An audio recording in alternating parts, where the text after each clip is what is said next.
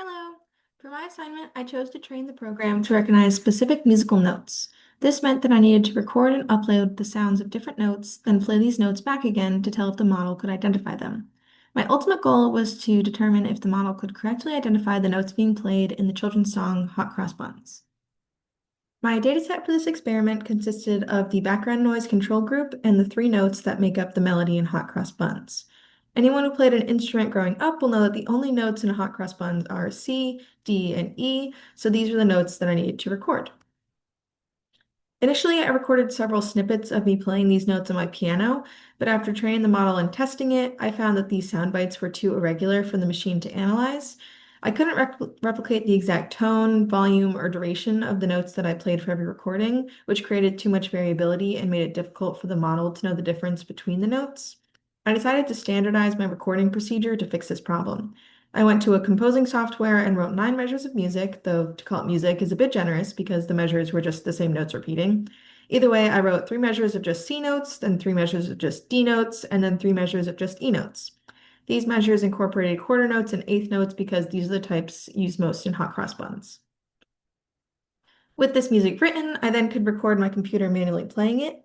Each 3 measure segment produced roughly 10 seconds of sound from which the model could collect sound bites. This greatly improved the quality of my recordings and maintained consistent standards to eliminate external influence. Next, I trained the model and went to evaluate it by playing the song. I had initially intended to use myself playing Hot Cross Buns as the test, but after my success using the online composing software, I decided to follow that method again. In another score, I wrote the lines to Hot Cross Buns, then let the software play it so that the model could listen.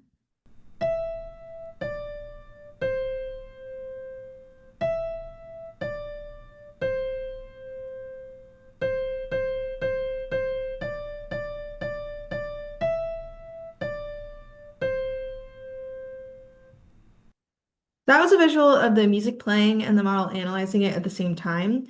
As you might notice, there's a bit of a delay between how quickly the model can identify the note and how fast the song plays, even with the music slowed down in the recording. I think this is just a natural result of needing to have enough seconds to recognize the note, but it does mean that there are some limitations to its identification. Ideally, I would love to use this model to identify notes being played in real time so that I can more easily transpose notes in songs to individual piano compositions. I don't think Teachable Machine has quite reached that level of accuracy, but from this trial run, I think it's on the way to being capable of something like that. Even though the technology hasn't quite reached the level that I'd like for composing purposes, I was satisfied with its performance and did have some takeaways. This model has exceptional utility enhancing accessibility. If a model can be trained to recognize a specific stimulus, like a certain sound or image, an individual can then train it to correlate some other action with that stimulus. One example I saw from Teaching Machine's website was training the model to identify the sound of a person's humming and make it lower the blinds when it heard that stimulus. I think this poses great potential to the future of accessibility products if continued.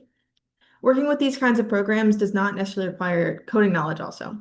As someone who does not possess much coding knowledge, this is an extremely appealing aspect. Third, as I mentioned before, there are definitely some limitations, especially with regard on how much the stimuli can dissect at once. This presents a challenge to making the training more complex, but I can envision this software becoming more capable as AI technology continues to advance. Regarding the training process itself, I also realized how imperative it is to include a controller base group against the actual stimuli. Without a recording of the background noise, I do not think the machine would have been able to decode the notes from one another or register the brief pauses between notes. And I imagine that this is similar for the visual alternatives. And fifth, along this line, the training is also much more likely to succeed if it's given fewer components or at least very specific ones to allow it to locate the differences between each more quickly. I considered including accidentals to my training, which just means that I would have changed the note's pitch to be sharp or flat in some of the examples, but I decided against this so that the extra stimuli would not cause confusion. In general, I found that the more granular the data can become, then the better the results will be. All in all, I had a fun time learning about this tool, and I really appreciate you watching.